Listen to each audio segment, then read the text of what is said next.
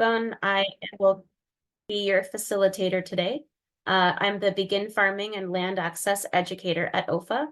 I'm also a certifier inspector for the Fair Farms food label and a heritage rabbit and game bird farmer in Columbus, Ohio. We also have joining us today from OFA, Heather Hunter, who's our events coordinator, and she will be helping out with some of the tech. So if you have a question that you prefer to put in the chat, please feel free to do that, and Heather can help you, or she can let me know what your question is, because I won't be able to see it while I'm sharing the screen. Also, please know that this workshop is being recorded. So if this is your first time working with OFA, we are a nonprofit organization. We have been around since 1979. Half of the organization is a organic certifier, and the other half is an education and policy organization. This slide you will receive later in a resource packet, and it's full of links. So if you want to check out more about what OFA does, you'll be able to do that after the presentation. So we are here today to get an idea of what the land acquisition landscape looks like in Ohio and nearby states. And then we will explore private and government options for funding your land. I am an educator and a connector and a facilitator, but the people that we have today are experts in farm financing. So I'm really excited to welcome them. We have folks from Central State University, the U.S. Department of Agriculture, and the Natural Resource Conservation Service. I'm going to say that you probably will have further questions after this workshop. And if that is the case, I am always available to help you by email or phone. And some of our experts will be back on May 20th for our Farmer Help Shop, and I'll tell you more about that soon.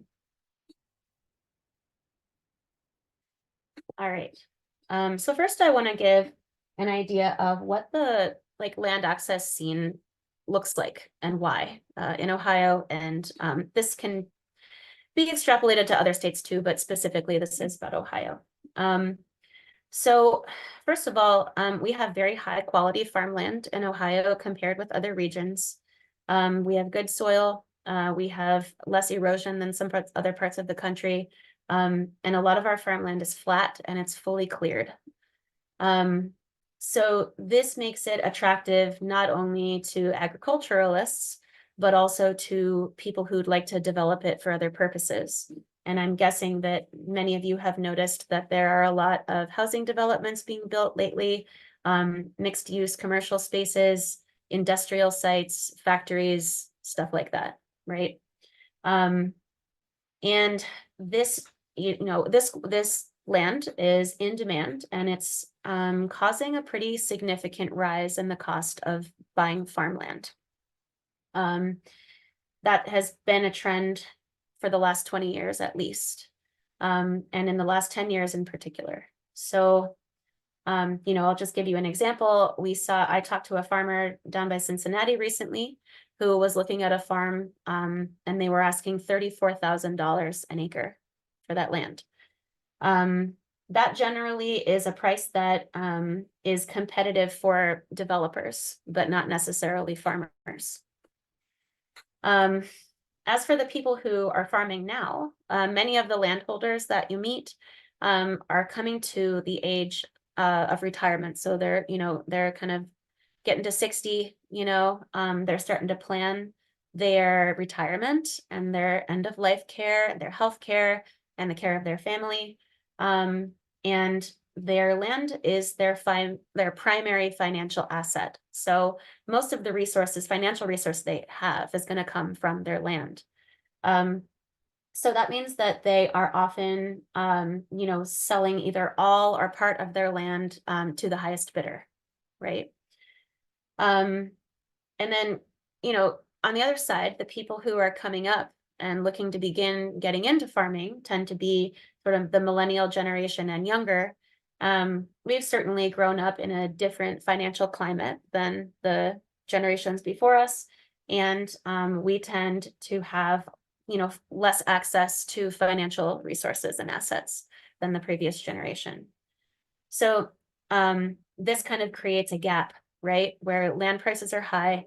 New farmers don't necessarily have the resources that they need to compete with those prices, and so it can be difficult.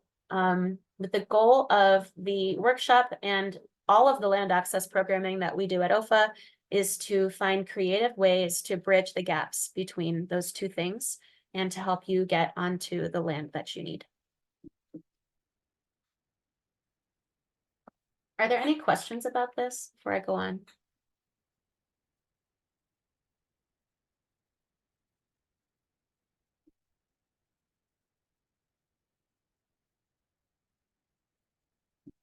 All right, so your land seeking process might look a little bit different from this, but this is the general idea how it goes. I assume that most of you are here because you have a desire to farm. And we advise that you gain some experience before taking on a purchase or a lease on your own. This is not mandatory, obviously, but getting a little bit experience will give you an idea of what kind of responsibility you're going to be, shouldering as you get into land buying or land leasing. We also recommend that you go into your farm search with a farm plan or a business plan. That way you have some really clear goals defined and you know what you need, right? It's hard to look for the right land when you don't know exactly what you'll be needing. This also is a great way to present yourself to financial institutions and also landowners, right? To help them have confidence in you as a borrower. Once you start your farm search, we advise that you look at different properties, and site assessment is something that I won't go into today, but we will have an in-person full-day workshop at the end of July in Preble County. So I hope that you will join us for that. And I will also include some site assessment resources in the packet that you'll get after the workshop.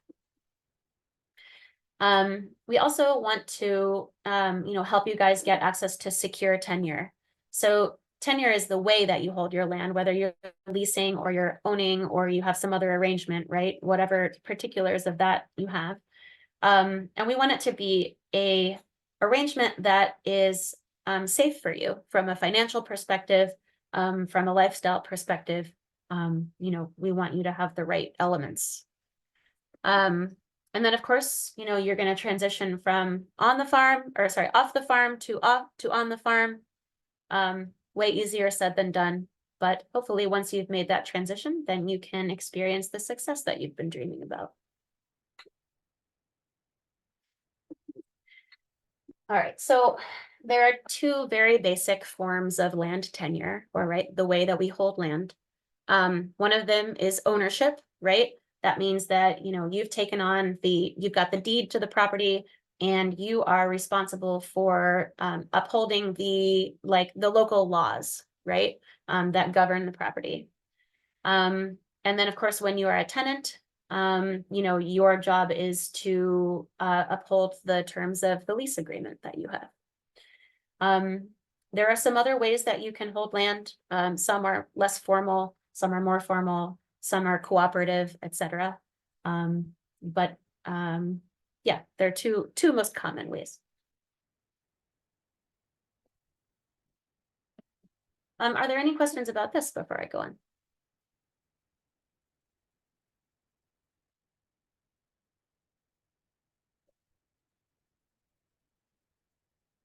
All right, so I'm going to get started and welcome our guests today. Our first guest is Kurt Lieber, who is the beginning farmer and rancher coordinator for the Farm Service Agency and for the USDA.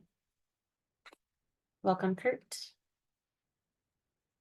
Thanks, Jara. And if I could, I'll share my screen and my presentation there. Let's see if I can.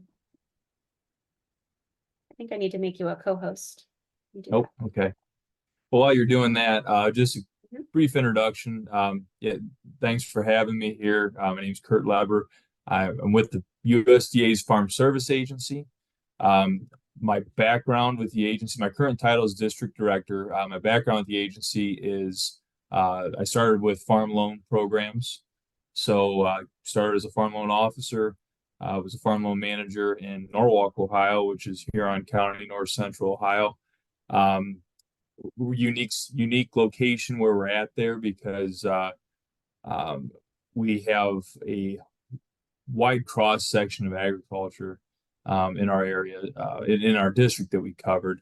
We have uh, some broad clientele. So we would cover, your what you would might consider uh, a large agriculture, from corn, soybeans, and wheat to contract production that we have in some of the western part of the state. We would also cover some of the niche operations, the specialty crops, the vineyards, the hops, the dairies to small livestock operations.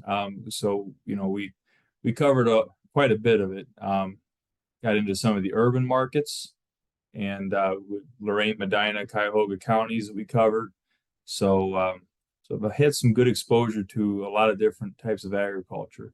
My personal background, I farm with my family here in Huron County, and have done that my whole life. So I'm in the industry, and I enjoy it and have a vested interest in it. So hopefully we can share what we've got here with the Farm Service Agency.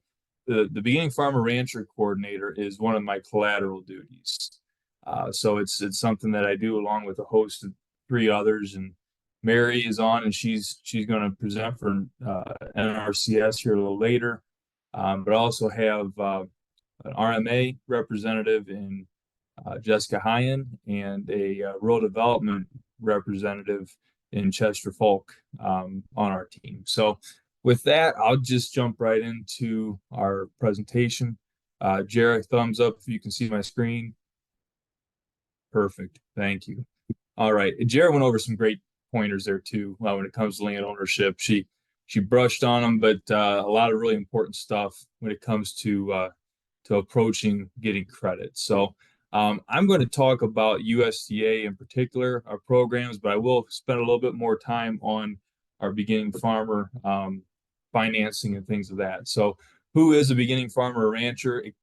It can vary by agency within USDA, which I know seems a little counterintuitive, but it's kind of the way the programs are set up. So according to FSA, a beginning farmer or rancher is an individual who's not operated a farm or ranch for more than 10 years, meets the loan eligibility requirements of the program that you're applying for, and we'll get into that.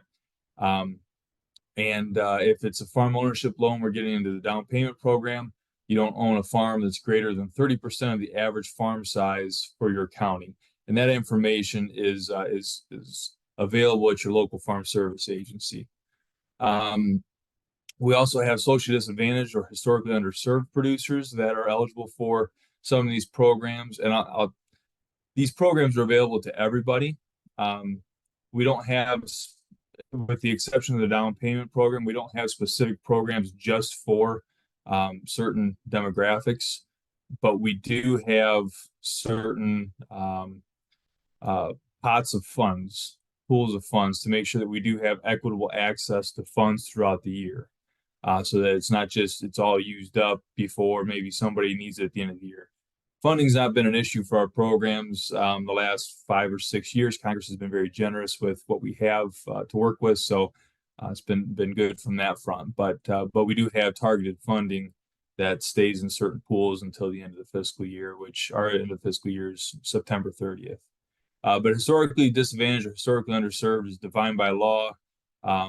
It's somebody who's a member of a disadvantaged group, been subject to racial, ethnic, or gender prejudice because of their identity as a member of the group without regard to individual qualities. And they list the list of groups there. I won't read those off to you, but you can familiarize yourself with that. The third have are veteran farmer and ranchers, and not all veterans fall under this category. For this purpose of what we're talking about, they are folks who have served in the armed forces, and has not operated a farm or ranch for more than 10 years or has obtained status as a veteran during the most recent 10-year period. And then a little side note here, when we're talking about entities, if we're creating an entity, at least 50% of the interest needs to be held by that veteran farmer rancher. Same thing with a beginning farmer. Same thing with an SDA.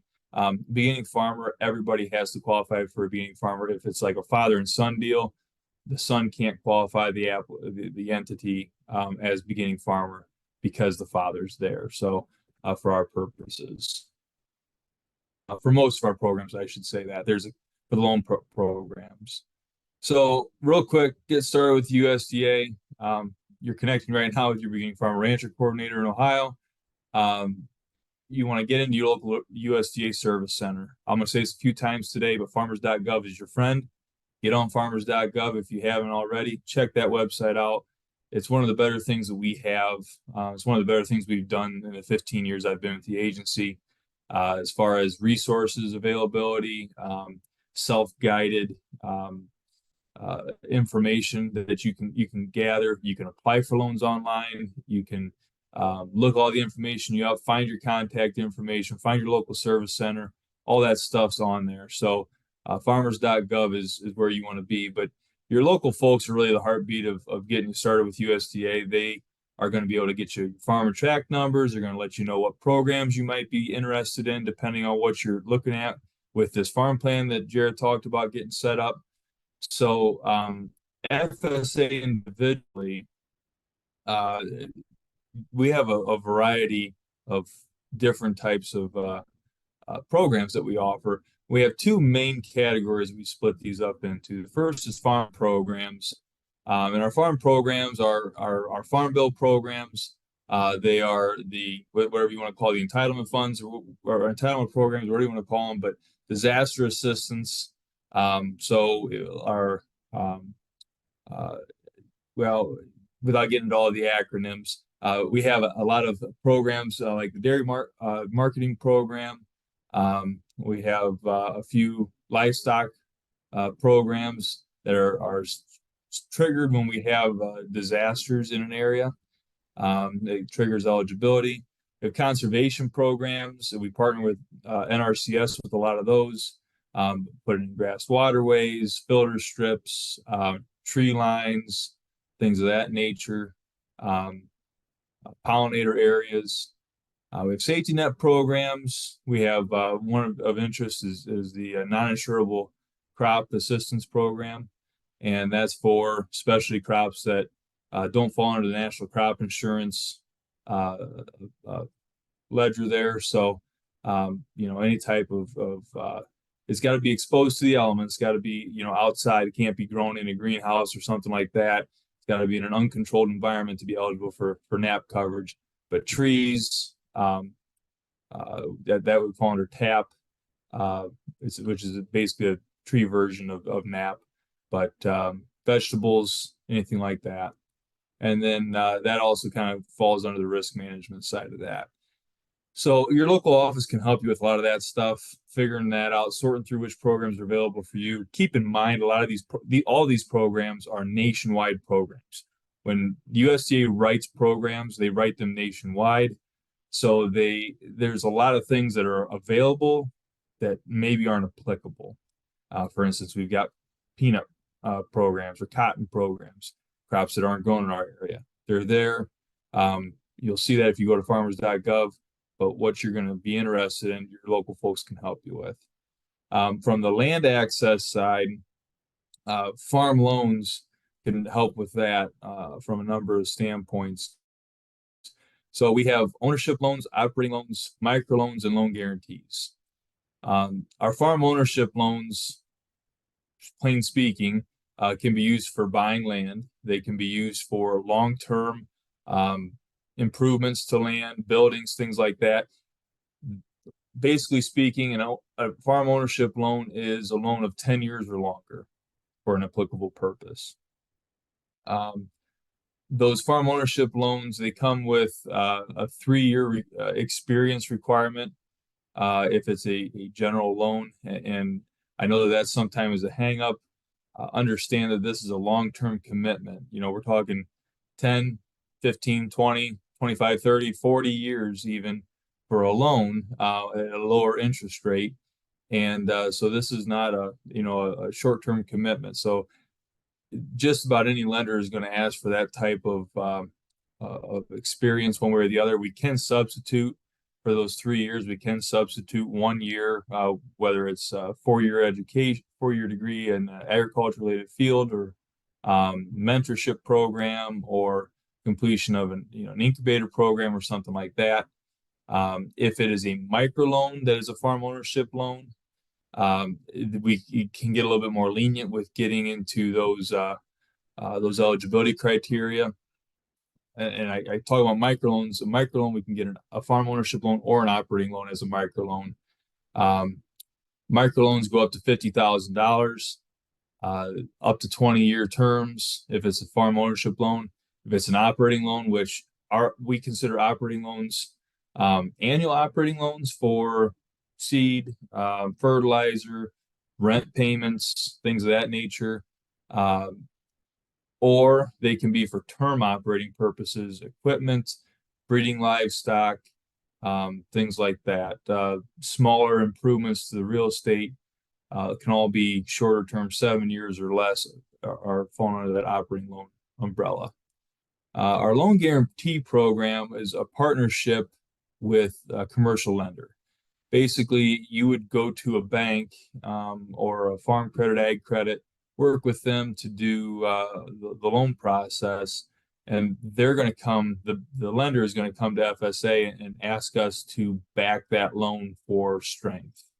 And they're going to say, you know what, this is a close enough risk, but it's just a couple of numbers are off. So in order for us to make the loan, we need this guarantee. We can come in and make a guarantee on that for a guarantee fee. Sometimes lenders may eat that. Sometimes they'll pass that along, or they can finance that into the loan. It's 1.5% of 90% of the loan that you're getting. So relatively speaking, it's a very cheap insurance for the lenders when you start looking at other guarantee programs that are out there. But it's a very heavily used program in the state and in the country, but especially Ohio. Ohio is typically the #1 guaranteed lender in the state. Sorry, in the country. I want to back up to farm ownership loans because I talked a little bit about the down payment program and the different types of farm ownership loans. So the down payment program is set up for beginning farmers, social disadvantage, and veteran farmers. If you qualify as one of those, that you can work with a commercial lender and FSA for joint financing. And under this joint financing arrangement, FSA would provide up to 45% of the purchase price in a 1.5% interest rate fixed for up to 20 years. That 1.5% has been that way for almost the entirety of the program. It is linked to our direct farm ownership rate, which right now is around 4.875, I believe. If that would get over 5.5%, then that 1.5% would jump up with that. It's 4% less than the FO rate, or 1.5%, but we've been operating with 1.5%. The other end of that is you would get at least 50% financed through a commercial lender. We can give a guarantee on that, a 95% guarantee with no fee, and then you would just have to bring 5% cash to the table. We can do that through a regular FO application. We can do that through a microloan application if the purchase falls under those parameters. So that's a very popular program. 5% cash down payment is a big, and the 1.5% fixed interest for 20 years is a big attractive part of that. The other part by the lender, that's going to be a 30-year amortization at their rates and terms. So a little bit higher interest rate there, but it gets you in the door with another partner. We can also do just straight joint financing arrangements where, like, say you're going to buy a loan or buy some land, and you don't have the down payment, but everything else is good. You're going to work with a commercial lender, whoever that may be. You can come to FSA and get that microloan. And that microloan can, like I said, fund up to $50,000 for a down payment, at a reduced interest rate. And it's a little quicker process. So a lot of moving parts there. I know I went over a lot on this slide, but our farm loan teams are stationed throughout the state. We have 11 of them. They each cover multiple county districts. Again, contact information is on farmers.gov. They're great to talk to, great to work with. We do have a staff that is that we do have, just like everywhere else. We've had the jettison of the older folks that have been around for 30, 40 years, have retired. And over the last 5 years or so, we have brought a lot of new folks on, but we still have a lot of folks that have been through some of this stuff and are there to help you. So, and the new folks have a really good passion for new things in agriculture that we're seeing. So I encourage you to work with your side by side with your people. Another thing to Jared's point about having your business plan ready, be prepared to inform your loan officer, whether it's with FSA or any other bank. Agriculture, especially in Ohio, is so diverse. It's nearly impossible for somebody who writes loans to be an expert in every operation, every sort of operation that walks in the door. So be prepared to bring that information to the table, explain what you're doing, why you want to do it, how you're going to do it, and why it's going to work. Those are great things to be able to just lay out there on the floor, because when you're coming to ask somebody to lend you money, you're presenting a risk, right? And a loan officer or lender, for face value, what their job is to assess risk. Are you a risk worth taking for that lending institution, or is this not, are there not offsetting advantages or whatever you want to call them for this risk to allow them to make this loan? So keep that in mind as you go through that. Briefly, Mary's going to talk about this. I'm going to skip over this slide for NRCS. We also have the risk management agencies with USDA as part of our organization. So if there's federal crop insurance, crops that you're growing, corn, soybeans, wheat, whatever else you may have that may qualify, you have a commercial federal crop insurance agent. Risk management agency supports those individual agents. So, but they do have a part in what we do, and they're a big part of the USDA. Rural development has a few really interesting programs. I'll speak on them real quickly. I'm not a terribly great expert at them. I don't proclaim to be, but I know enough to be dangerous. One of the main things that they do is their rural home lending program. But as far as it comes to production agriculture, they do get into doing some direct and guaranteed loans. They also have what's called the value-added producer grant. And that value-added producer grant would allow you to research value-added processes. It's a grant to allow you to do that. Like, so if you have say you're raising honey, you have something special you want to do with that as far as like a marketing or whatever else, there's grants out there available to research and develop and flesh out that idea. And then also they have the Rural Energy for America program, which is it was able to fund mostly replacement projects for energy efficient applications. They could be used for solar panels, things of that nature, grain dryer replacements, light replacements, all that good stuff. So as all grants are, they're competitive in nature, but there's an application process with those as well. And then just briefly, they're not part of what we're doing here specifically, but I wanted to touch on the ag marketing services. They're the ones that are collecting all the market data. They assist with the organic program, which should talk about one of our FSA programs, OCCSP, organic cost share or organic certification cost share program. So if you are organic and you are getting organic certified, we can subsidize some of the costs for becoming certified organic each year. So again, get with your local office if you're not doing that already. Every little bit counts. And so I want to put together just a quick list of resources. So I saw on here we've got a handful of folks from Central State University. We also have Ohio State University within the state that are great resources to help you out get started. Your local SARE, Farm Bureau, National Young Farmers Coalition, your State Department of Agriculture, District Conservation Boards, you have local soil and water conservation districts.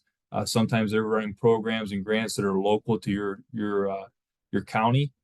And then again, your county committee at the Farm Service Agency is the local outreach arm for what we're doing. And they're kind of our boots on the ground out in the community folks. So with that, I'm going to open this up for questions. My email address is listed there. Feel free to reach out to me with anything individual, but just take any questions we have.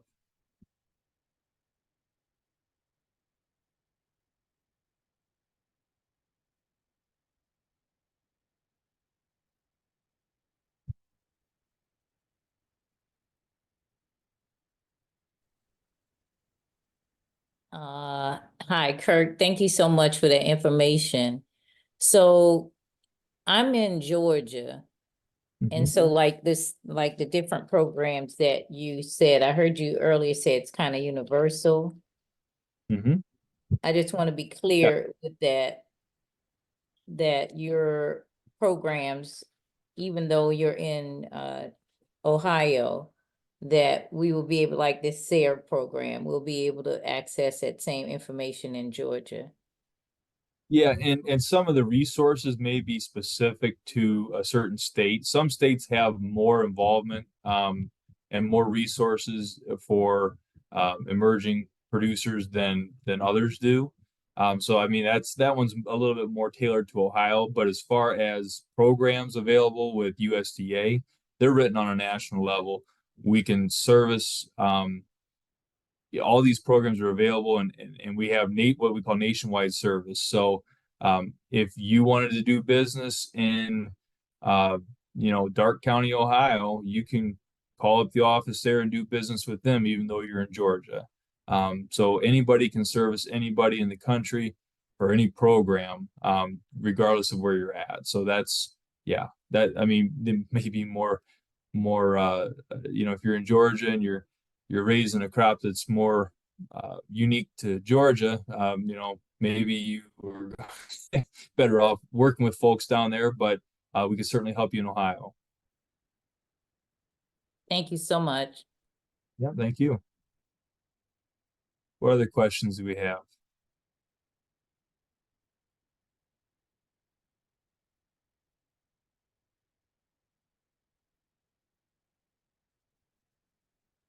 Okay, well, my email address is on there again, so feel free to reach out. Kurt, I'm sorry, I had one. Yeah, go ahead. This is Steve Washington from Central State. Do you all do any, I guess similar to this, or just any public forums, workshops, any outreach education regarding access to these programs that you're discussing in the state of Ohio? So we actually kind of what the Beginning Farmer Rancher team does is tries to jump onto these sort of programs that we're having today and get the word out as best we can. So we don't really do a lot with ourselves, USDA making programming.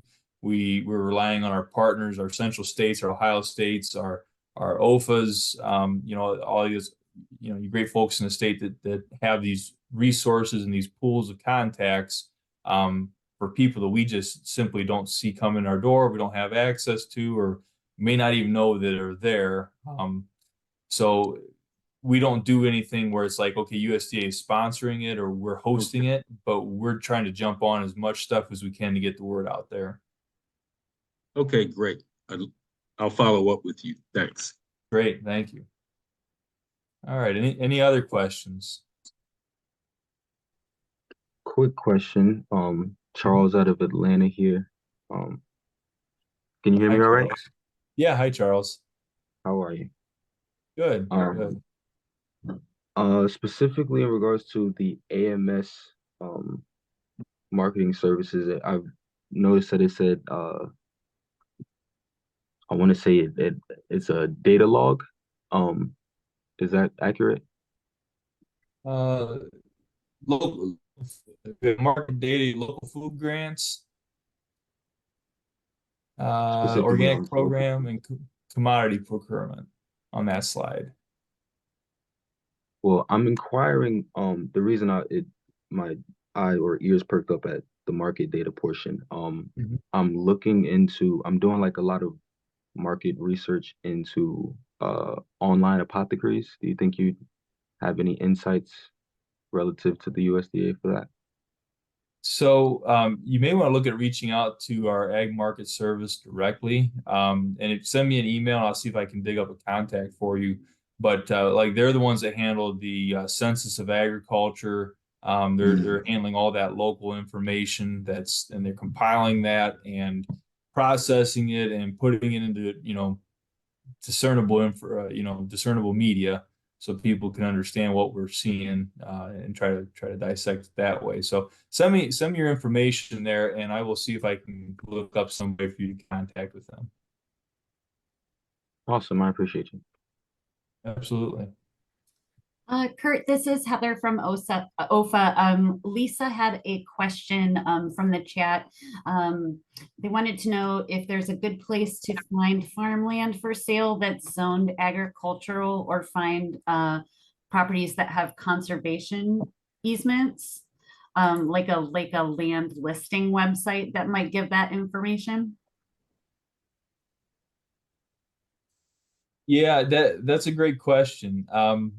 Unfortunately, we don't have anything directly at our disposal at USDA that I'm aware of. The only thing we would have is a listing of inventory property if somebody unfortunately would have to go into foreclosure and USDA would have to repossess that property. We don't have any of that in the state of Ohio right now. Thankfully, gladly, have not had any for a while, don't intend to. But we would have a listing of that. Now, you may want to reach out. I don't know if the conservancies that put ag easements on land, if they publicize that, you may want to consider reaching out to them individually.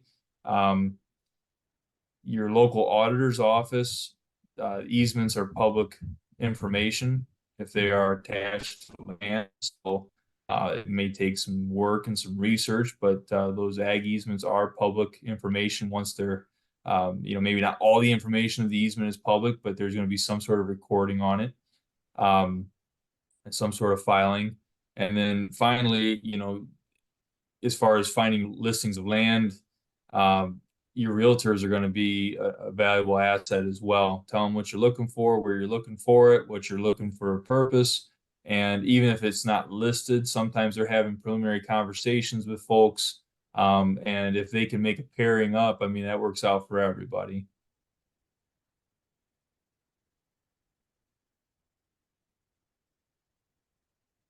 Great. I'm just going to jump in here and also say that OFA moderates and manages a LandLink website. I put the address in the chat. It's called Heartland Farm Link. So feel free to check that out. And if you have questions, I'm the moderator of that website and I'd be happy to help you. Excellent. Good to know. Good to know. What other questions are there?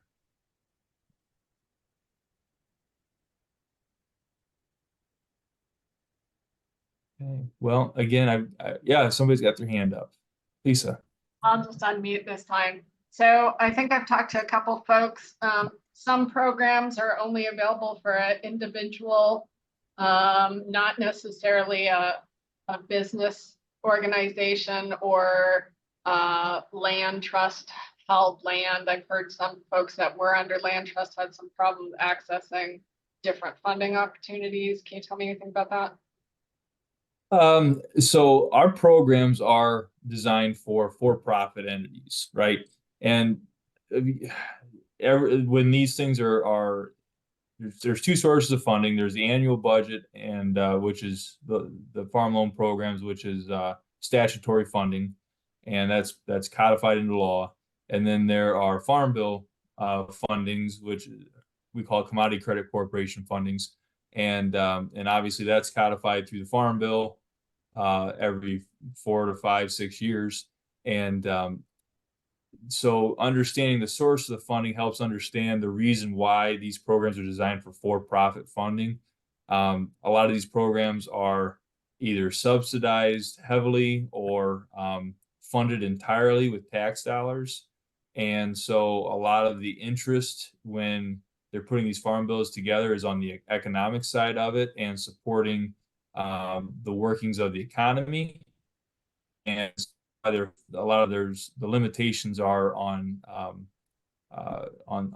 for profits. So when you start talking about having a nonprofit set up that does run you into some eligibility issues with the way things are set up right now, I will qualify that by saying that the 2018 Farm Bill, if you do the math, we're on year 6 right now, and it expired last year. They did a year extension.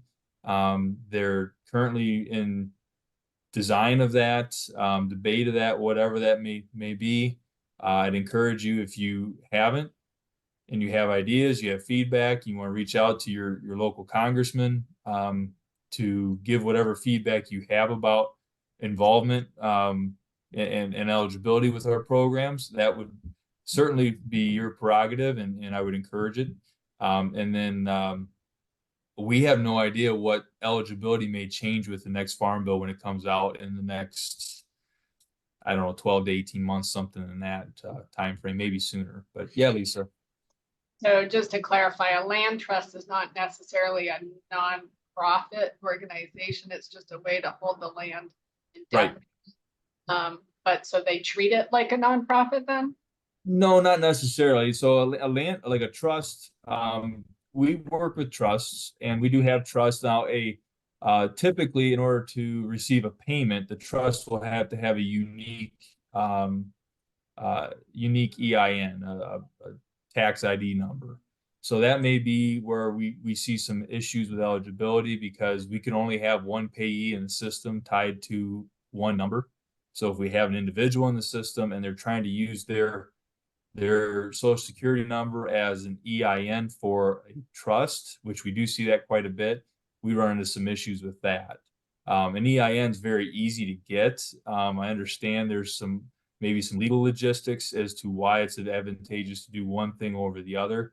All I can do is explain that with our eligibility as it's written right now with the Farm Bill and the way our software functions, that there's some limitations there. But if they're a land trust or land holding trust, they have an individual unique EIN.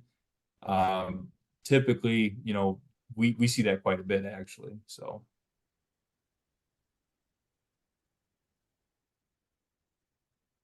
Great, guys, I think we have time for one more question for Kurt.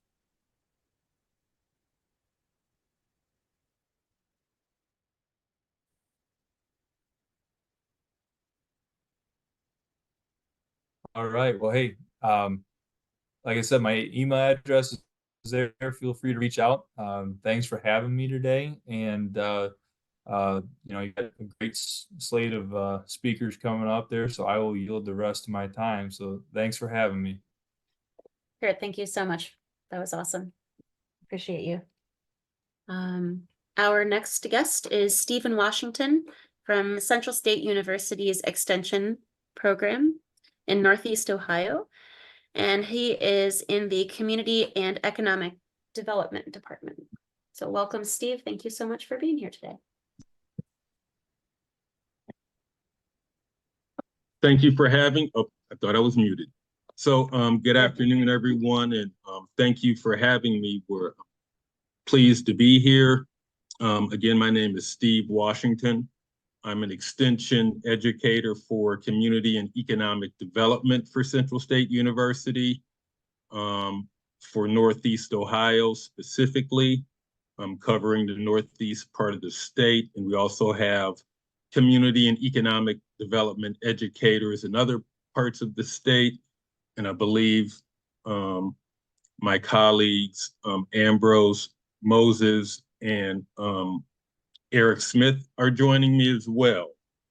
And so I've been with Central State University for 12 years, and I spent the first 10 years on a full-time faculty teaching finance and economics, and working in administration for the president's office before joining Extension this past September. So unlike most of you, my background is not actually in agriculture, it's in finance, but that works out nicely because today we're going to talk about private sources of capital, but specifically for agriculture related and farm businesses and just where those resources are. When Kurt was speaking, the good thing about the public sources is specifically for agriculture financing, most of them are housed in the USDA, or the USDA otherwise is a great source of information for government related, loan and grant programs, and we'll even see private equity as well. But for the most part, the private side of ag financing is very scattered. And so we'll go over where you can find some of that information and use that. So with that, Giraffe, if you could share my screen, I can proceed. I think you can share your screen. Oh, okay. Yeah. So if you go down to the bottom panel, there should be a green button that says share screen. You see it? Bear with me one second.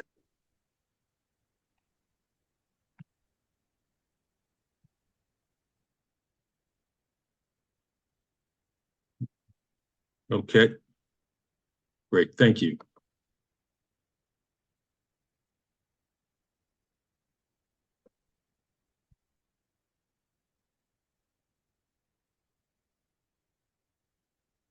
And we see it. Okay, great. So, I wanted to just, on a high level, just introduce some sources of financing on the private side. Kurt did an excellent job of going over, the government side, specifically through the USDA, including grants, which we typically touch on. But I think I want to go to more of the private resources. We've discussed the Farm Service Agency and a lot of the USDA Farm Service Agency programs. When we look on the private side of financing, it's interesting, and we can sort of divide it up into two broad categories, which is typical for financing. And hopefully everyone will get access to these resources. I'm sure that they will. But on the private side, debt and equity sources are out there. So on the loan side, there's a lot of farm credit going on the private side. So there are many banks, hundreds of banks, making ag-related loans in the same categories that Kurt went over, whether it's infrastructure, land or farm acquisition, equipment, inventory-related, short-term operating loans, and including microloans. But sort of one of the entities where private farm credit can be accessed is through the farm credit system. And the farm credit system, which in of itself is actually a cooperative, just as many ag businesses or farm businesses operate as cooperatives, the farm credit system itself is a cooperative. It's a cooperative of banks and other financial services providers that provide financial services to farmers and rural residents, meaning they make rural home loans as well. And so in every state, there are a universe of farm credit entities that do this kind of work, and we'll take a look at some of this in a minute.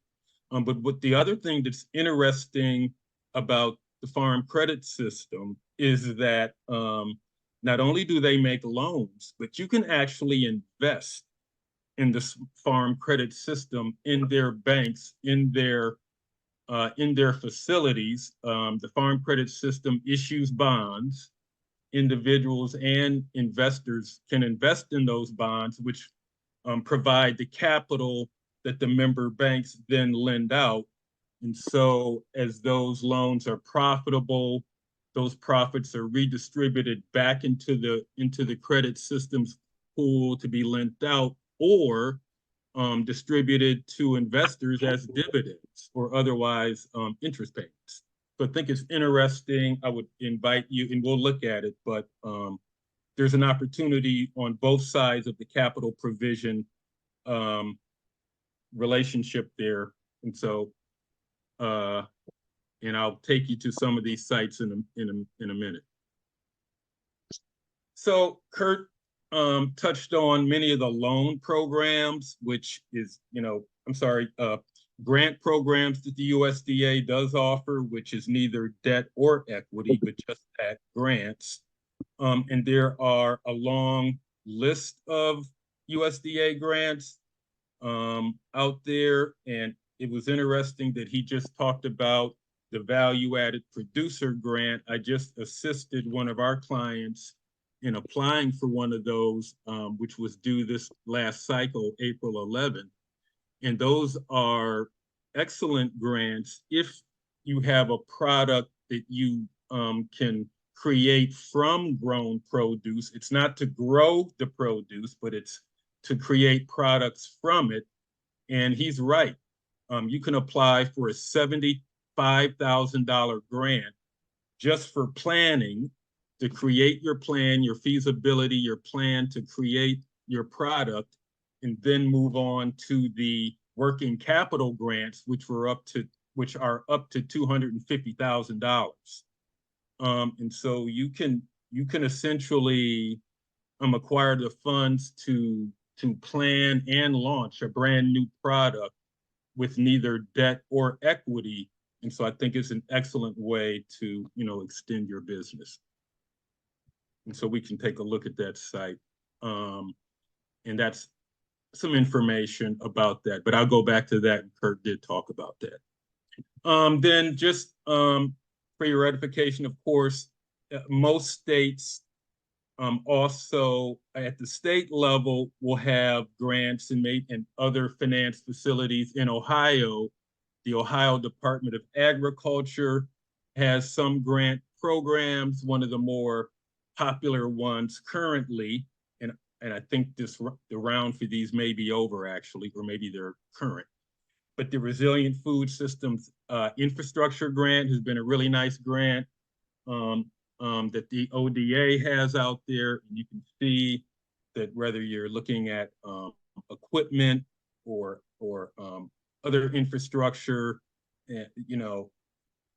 projects for your land, and cities and local communities can apply for these too. But again, there are grant opportunities both at the USDA and in most cases at your state level. And I heard we have some folks from Georgia. You may check with your state level agriculture department to see what's out there. So now a less well-known area of capital for agriculture and farm businesses is what we'll call the venture capital, private equity capital, and ag tech space. And so this is where, of course, instead of borrowing money or acquiring grants or grant money, you actually take on investors as equity partners, as shareholders, as part owners.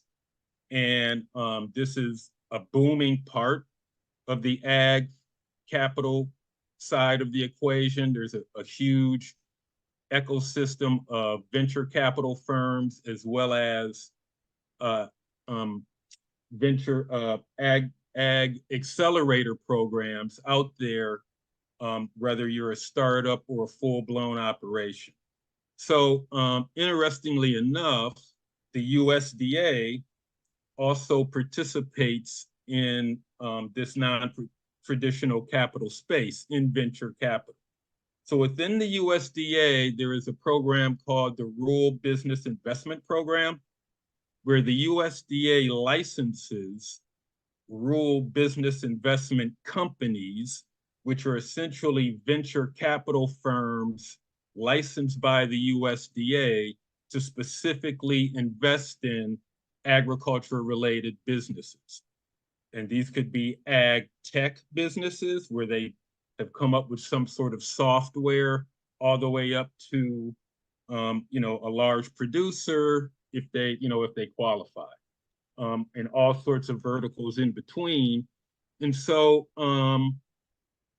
it's interesting because the USDA does support this, and to date, I think there are about, and we'll look at the list, I think there are about 20 firms that have now been certified, 20 venture capital firms that have now been certified by the USDA since 2014 as rural business investment companies, where you can actually go and go after venture capital.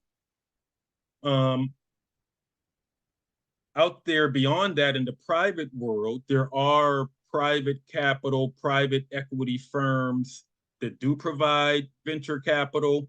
For smaller startup businesses, though, there are programs out there called ag accelerators.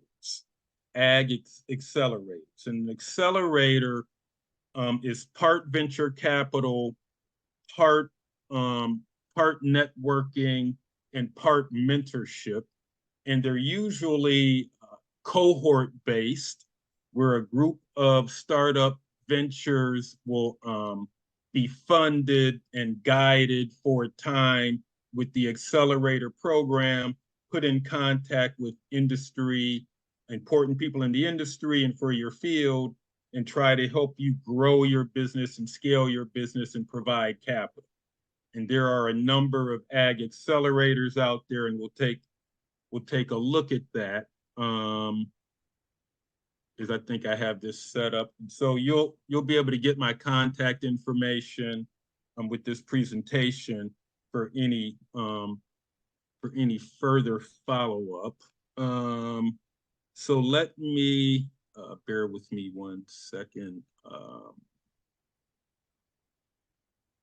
So I just wanted to share with you, so at farmcredit.com is where you'll find the farm credit system. And the farm credit system is a little known resource I'm finding among folks trying to find capital for their ventures. But again, this is where private lenders can be found. And one of the things they're actively trying to do is they are trying to reach out to disadvantaged farmers of color, to make them aware of their programs, of the local opportunities that their banks may be providing. It's basically a network of customer-owned cooperatives. So independent credit institutions all over the country. So I would invite you to learn about the farm credit system and some of the opportunities there and what they have to offer and sort of what some of their programs are. I mentioned in here, so Ag America, for example, is a private lender that make, farm-related loans. They're not a USDA. They're not part of the USDA. They're a private lender. They are part of the farm credit system. So that's an example of the many hundreds of private lenders under the farm credit system that are there with product.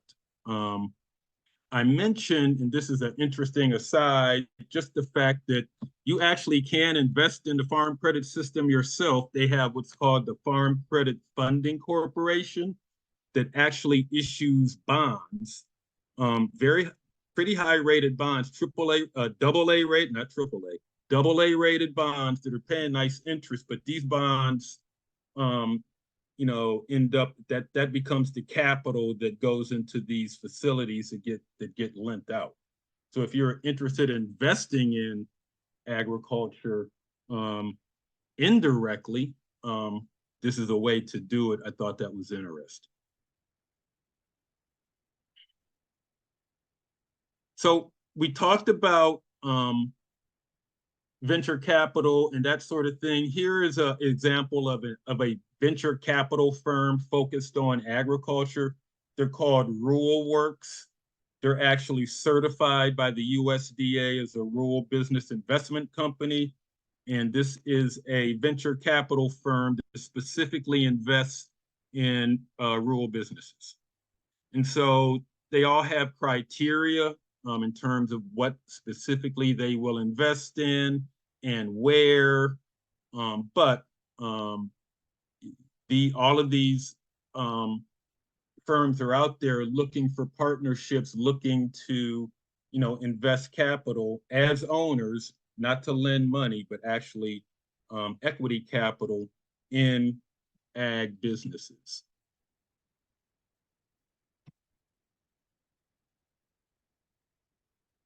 So I have a list that Gerard will include in all of your resources of all the RBICs, the Rural Business Investment Companies, that have been approved by the USDA.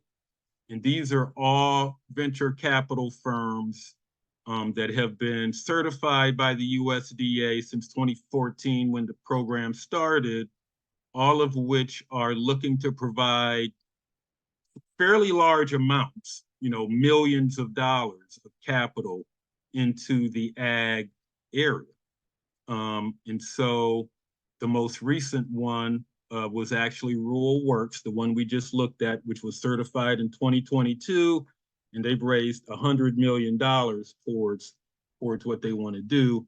And they focus on the upper Midwest and Northeast. So if you're up this way, that's where their focus is.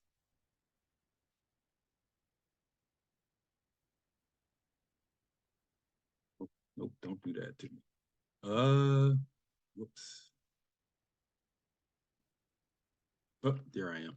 Okay, so now we talked about this area of ag tech or ag venture, and you can see the amount of money going into ag tech, into venture capital. And so, in 2021, you saw over over $1 billion? No, that's the deal count. Over 1 million deals get done, or it's just the value. Oh no, yeah, that's the value. So over $1 billion in deals get done. Or actually, I guess that's $1 trillion in 2021. So a lot of money is flowing into VC, into ag. And so I think it's just interesting. So now when we talk about accelerators, and all these links are included in the presentation, so when you get that, you can hit these. So again, accelerators are entities set up to help usually early stage businesses get going with a combination of equity capital or very quiet debt capital like subordinated debt, along with mentorship, training, and connections for a relatively short period of time. So this is showing where various ag-related incubators are popping up, and some are open, some are closed. But this list shows where some of those are, and there are more. But it's a good way to not only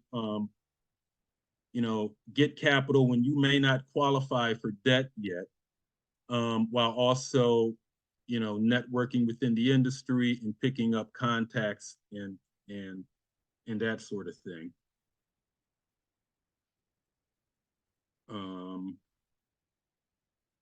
Let me see. And so finally, there is a lot of activity around ag tech. So recently, PitchBook, which is an online resource for people wanting to attract venture capital into their company, recently did a specific report on ag tech and just what's going on.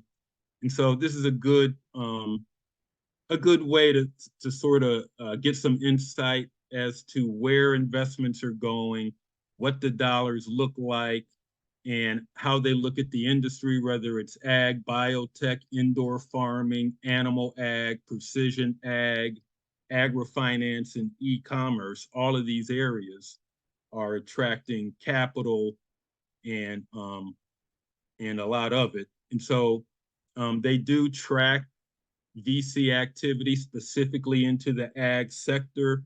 So I just think it's a good way to keep up with where these millions, actually billions of dollars are going, what sectors are being funded, where you might be able to partner or focus some of your business ideas around, and so forth. And so I think that covers it, because I wanted to leave time for other presentations and questions. So Gerard, with that, I think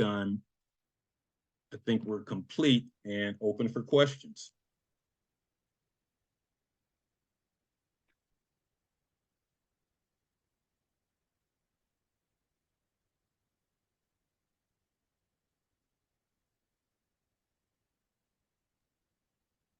Steve, I have a question about some of the venture capital stuff. Wondering, if you compare the risk that you would take, the financial risk that you take with some of the other options versus the venture capital options, how would you compare those?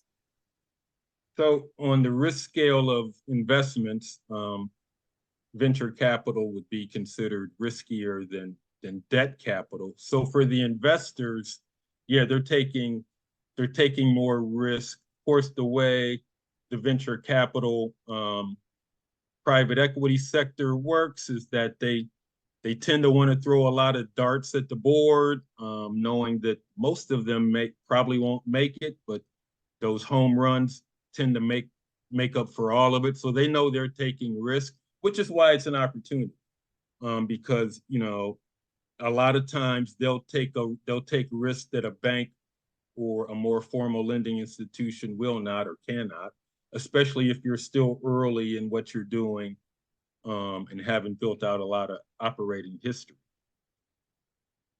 Yep. Thank you. Yes, I have a question, sir. Sure. You mentioned earlier about a presentation, about getting a copy of the presentation. Is that in the form of a PDF, or is that your presentation, or the entire presentation, and where do we get that? That is a I can take that one. PowerPoint presentation. Gerard, correct me. I believe everyone will get, I assume you guys will get access to that. Yeah, so I will give everybody at the end of the workshop, I'll give you a survey link. And in the survey, there will be the link to a Google folder that will have all of the documents and contact information and presentations and stuff that we have presented today. So yes, you will have access to all of this stuff. Thank you, Ms. Hunter. Yep.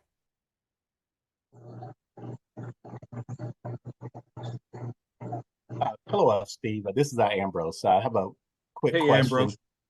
Hey, what are some of the things that farm businesses or ag businesses need to do to be ready to participate in debt or equity funding? Yeah, I think they're, you know, some of them are most of them are the same, right? And so, and it depends on the level and size of funding you're going after, but a plan, and that doesn't always mean a full-blown 180-page business plan, but a plan that lays out, you know, your vision, your strategy, where you're going financially, whatever historical financials you have of your operation, your marketing, your outlook. So really, I think a plan. And then obviously, if you're going for debt financing, your own, of course, as we all know, as entrepreneurs, your own personal credit is important as well. So all that can be done to prepare for that, both in terms of credit score, but also the other obligations that you may have personally, can help when that application goes in. On the private equity side, it's really more a matter of that pitch, right? So private equity tends to run a lot on pitch because it is riskier. If you're a startup, there is capital for you, but there's not a lot of history. So your pitch, your vision, your projections, your ability to create a vision that makes sense and then makes sense in your financial projections as well is more key. Thank you. Thank you.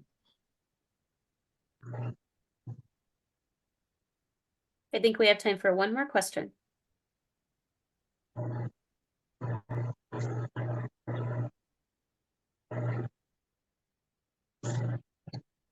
I had a question that may be similar to the one that was just asked. What are some of the mistakes that some of the new farmers make when trying to get grants that they can learn from, or lessons learned? Well, I think, and I'm sure others can speak to this, one of the most fundamental mistakes is to not have everything you need assembled, to not have everything that needs to be created in the business done. I think most people will have their LLCs or their C Corps or their nonprofits properly set up, but making sure you have financial statements, tax returns, bank accounts, you know, all of those basic fundamental things. I think to make sure those are all in place and have been in place is key. I think also making sure that, so a lot of times with grants, and I've been working with people with this, the grant, just like the value-added producer grant, the grant may allow for up to $250,000 in working capital. That doesn't mean that you're supposed to apply for $250,000 in working capital if it doesn't make sense for the size of where you are right now. And so, so just keeping in perspective what makes sense in terms of what you need relative to where you realistically are, so that you're asking for the right bite size and the right type of loan for what you need. So working capital versus permanent financing, that sort of thing. Do you and your team, sorry, just one more follow-up to that. Does your team offer some type of guidance or work, supervision as it relates to filling out those applications or qualifying for the grants? Do you all assist in that area, making sure that farmers can have everything they need and making sure that they're falling within those criteria? So at Land Grant Extension, we provide education primarily through workshops and such as these. And so we currently conduct workshops specifically on farm business, where we spend a lot more time.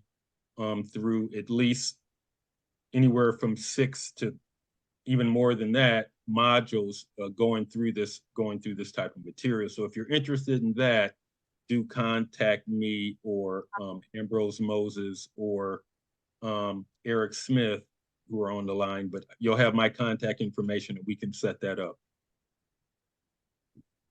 Okay, thanks. And I wondered too, just to add to that, we do a weekly show, and if we base the topics around what what the public tells us they're interested in. So I don't know, Ambrose, if we should do another series on agriculture and do the 4-page business plan and some of those, just something for us to think about. We can do that. Given that we are looking obviously for some new topics, we can go back and share some of that, give an opportunity for folks to hear some of the experts in the area and to answer any questions that they have. Yes. And I'll just say one last thing. In addition to what Steve made reference to, cooperative extension, we also provide what's called individual instruction. So there are opportunities where we do class-based or group-based class workshops and classes, but also one-on-one assistance as well, to the point that Steve was making. Okay, thanks. Thanks for sharing.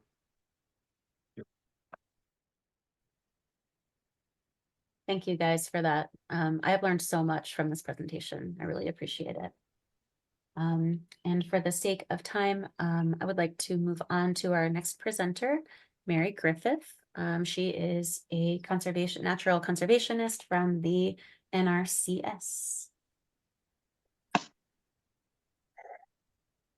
Hello, everybody. Can you see me and hear me all right? Yes. All right, great. Thank you for having me and being patient, as I know we are a little bit getting over time. So I'm going to try and cover what we do a little bit quickly for you, but want to also be able to answer all your questions and make sure you know how to get a hold of me after this if you have more questions, or more importantly, probably make sure you know how to get a hold of your local NRCS contact and field office. So I'm here from the Natural Resources Conservation Service, which is what NRCS stands for. I know there's a lot of acronyms when you're talking to government agencies, so sometimes that can be difficult to get straight, but hopefully you all have heard of NRCS. We are an agency under the USDA umbrella, just like Kurt with FSA. USDA has something like over 20 agencies under their umbrella, and we are one of them. We deal in conservation, as our name suggests, and we're able to provide technical and financial assistance for farmers and landowners who want to implement conservation practices. So I'm going to talk about how we do that and how you can apply to utilize our programs. We are voluntary. We're not a regulatory agency, so we only work with people who want to work with us. So we work with producers who come to us with goals related to conservation. So maybe there's something you want to do on your land to improve your soil or water quality or enhance wildlife or something like that. You can come to NRCS. We have an office we service every county of every state in the country. So we have somebody who will be able to work with you locally, no matter where you are. I know we have people here from all over, it sounds like. We have someone in every county to work with you. And we work with producers to achieve their goals. So you come to NRCS and we'll work to put together a conservation plan for you based on what you want to achieve on your land. We do, since we're the Conservation Service, we do have to be, when we're putting together a conservation plan, we do need to be addressing a natural resource concern. So that's something that is either improving soil, water, air quality, plant or animal health, or energy efficiency. And we have a list of practices that we're able to include in conservation plans and provide funding for, and technical guidance and assistance. And I will show you where you can find that. So we provide financial assistance for conservation activities through a couple of different programs. We also have easements that we can help pay for the costs to get your land in either an agricultural easement or a wetland easement. I'm not really going to talk about those today, but I do want you to be aware that we have those as options. What I'm going to really talk about is our two sort of main programs for funding conservation on private lands, EQIP and CSP. So EQIP is the Environmental Quality Incentive Program. So these two programs are kind of similar, and EQIP is basically something, if you've never had a contract with NRCS before, if you've never tried to implement a conservation practice on your land and you want to try something, EQIP is probably where you're going to start. You're going to, like I said, go into your NRCS office, talk to them about what you want, why you're there, what you want funding for, and they'll come out to your farm and take a look at what you have and what you want to do and help you put together a plan for that. This is a competitive application process associated with this. So we have generally more applications than we're able to fund each year. So we have like a ranking process basically to try to fund the applications that'll have the biggest impact on conservation, but also we have some separate funding pools. So you can be in multiple funding pools, but if you're an organic producer, you are not going to necessarily be, your applications are going to be ranked against other organic producers. If you're a beginning farmer, your application has its own ranking pool against other beginning farmers. You can be in both the organic and the beginning farmer ranking pools, but we do have some separate pools.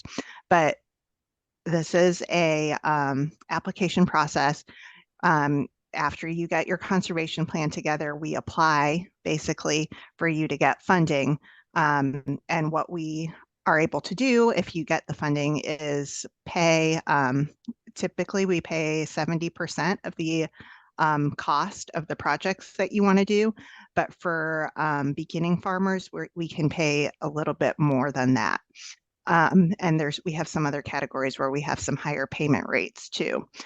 So we don't pay for the whole thing. It's not a grant, but we're able to provide some financial assistance. And we also are going to provide you with the technical guidance. So if you don't know how to establish, the wildlife habitat that you want to do, or you don't know how to do whatever it is you're trying to achieve, we will help you learn how to do that also. We do have to be addressing at least one resource concern. With the Conservation Stewardship Program, or CSP, this is similar to EQIP, but it's a little bit different. This is for people who are already implementing some conservation practices and you want to add to that. And this basically rewards you for already doing a lot of conservation. So it's going to pay you on the conservation that you're already doing, and we will provide some financial assistance too for you to try some new things. So once again, with both of these contracts, you're entering into a contract that if we give you this money, you're going to do the conservation plan, basically. So our contract length for CSP is 5 years, where with EQIP, it sort of depends on the practices. It's going to be 1 to 5 years. And like I said, we pay on both the existing conservation and the new activities that you're going to incorporate. You have to be addressing 2 resource concerns for CSP to be eligible for this program. So I've been talking about conservation practices. We have over 170 practices that we are able to provide funding for and include in your conservation plan. And we do have some standards and specifications that have to be followed. So basically, to make sure that the conservation practices are effective, we have some standards that they need to go by or be implemented by. So here's some examples of conservation practices that we can fund. Crop rotation, no-till nutrient management, pest management. High tunnels are a big one that a lot of people have heard about us for. We can pay, or cover crops is a conservation practice that is very popular in Ohio. Raised beds are a new one. We have some irrigation that we are able to include in our conservation plans. And I have a QR code. I don't know if you can see it or if you're, for me, it looks like the participation might be blocking it, but I can send this to you if you want to look at it, where we have the list of all the practices nationally that we offer. Some states haven't adopted all the practice standards. So in Ohio, we have most of the practices we're able to include in a plan, but not necessarily all of them. So I have on that QR code, it'll take you to a website that lists out all the different conservation practices that we could include in a plan with their standards and specifications. And once again, you'd want to work with your local field office, and I'll show you how to find that person if you're not sure, to figure out which ones are a good fit for you and which ones might go together best on your property to achieve your goals. And maybe you already have an idea about the ones that you want to use. So for beginning farmers, we do have a couple of different consideration or ways that we try to that beginning farmers can take advantage of our programs. We have, like I said, the different funding pools, so that if you're a beginning farmer being 10 years or less, you're not necessarily going to have your applications ranked against people who've been farming for generations and generations. We have some increased payment rates, so we're able to pay for more of the cost that we are assisting with.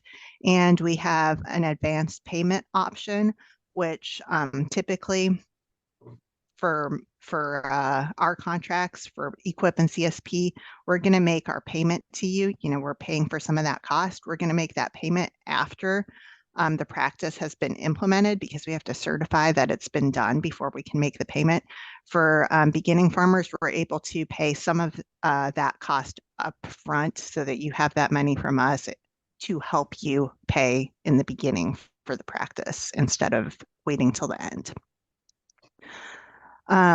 So our application dates for EQIP and CSP, the most current application dates have just passed. So we do accept applications year round, and you can always go into your office and get started working on a conservation plan. It does take some time to work with our local office to talk about what you want to do, talk about what your options are. So it doesn't hurt to go in now, even though our application dates have recently passed. And you can really submit an application anytime. And as soon as we have a deadline come up, your application will be included within that deadline. I have the payment rates for 2024. We update these every year. You can look at, this is going to be a long list of all the practices and what the payment rate is for EQIP and CSP. And I also have the payment rates for our ASEPs, is our acronym for our easement programs. So if you're interested, the first step to working with NRCS is to visit your local field office or USDA service center. Usually we're co-located with the Farm Service Agency and often with soil and water conservation districts also. You can go to that farmers.gov website that Kurt referred to find your local service center. You can search by state and county, and your FSA and NRCS contacts will come up for that county, as well as any other USDA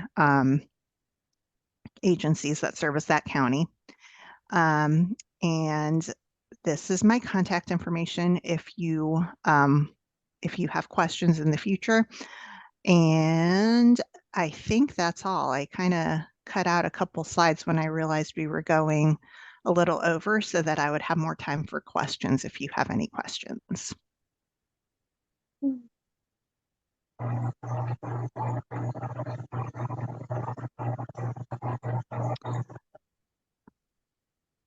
I know a question we get a lot is, and Kurt may have mentioned this, there's a misconception sometimes that there's a minimum size requirement to be eligible for our programs, and that it's not the case.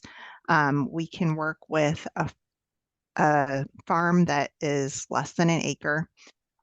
We can work with you even if you're not netting a profit. So I know that's a question that comes up a lot. It looks like Lisa has her hand up. Hi, I just had a question on some of the easements. So my understanding is basically the government buys the development rights and they pay you for that through an easement program. And I'm assuming that stays with the land like forever. So when they're selling that land, it should keep the prices lower than what a developer would pay. Is that right? So the easements, we can do 30, and there's lots of different places you can go to get an easement. And we have easements that are 30-year easements or permanent easements. If you're putting agricultural land into an easement, that means you can't develop that land to be something that's not agriculture ever. So if the ownership changes, it doesn't matter. And same thing if you put it into a wetland easement, that land has to remain a wetland. And so that could be for 30 years or forever. That's up to the person that puts it in the easement. So I guess I'm not sure if I'm answering your question, but if you were to sell land that is in an agricultural easement, it can't be developed by anybody, no matter if it's the current owner or the future owner. That easement stays with the property. So that would presumably impact the price that you can sell it for. But that's not like built into the easement program that would be the case, if that makes sense. Did I answer your question?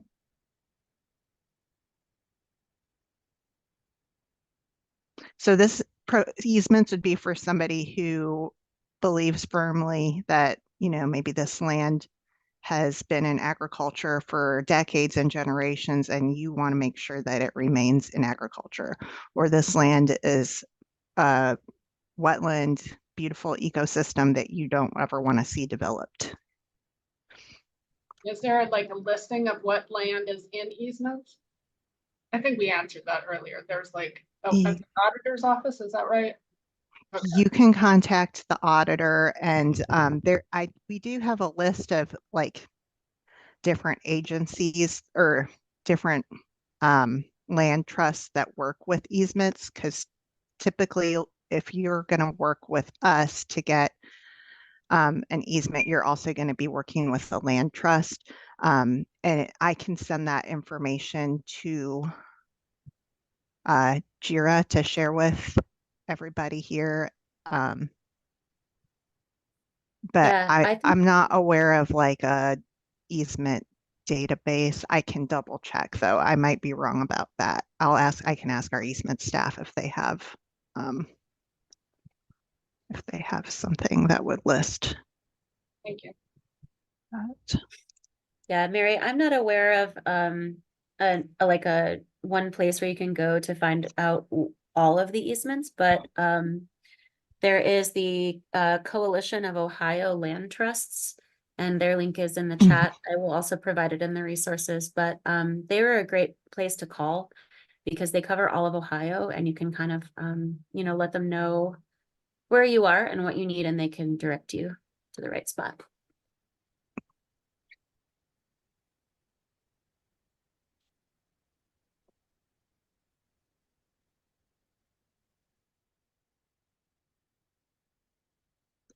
Are there any other questions?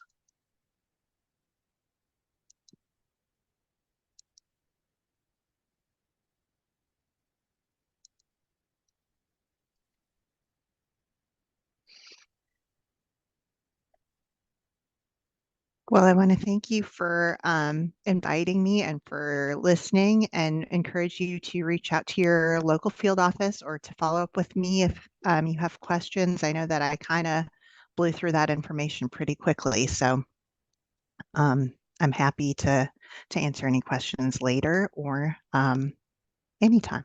Thank you. Mary, thank you so much. Appreciate it. I want to thank all of our guests today. We had a really amazing team of experts here to answer questions. And many of these folks are also here to give you support. So don't be a stranger. I'm going to go ahead and, you know, close out here. We have a couple of events that are coming up that you may be interested in. Again, our folks from Central State will be back on the 20th for the Farmer Help Shop. You can follow up with questions there. And on Saturday, July 27th, we will have a site assessment workshop in Preble County that is in person, full day. Really looking forward to that one too. And I'm also want to make you aware that we've got our sustainable agriculture educators at OFA who are here to answer any question you have, whether it's about finances or something different. You can call or email them anytime, and you can also drop into the Farmer Help Shop. They will all be there. And again, I will compile all of the resources needed or, you know, from the presentation, and they will be available after you guys fill out a quick survey. Thank you for taking the time. It'll take about 3 minutes to do the survey. And because all of us are funded under government programs, this is the way that, you know, our data is collected and helps us to keep on receiving more funding so that we can continue to offer things like this. Please reach out to me if you need anything else. And I hope to see you all this coming season.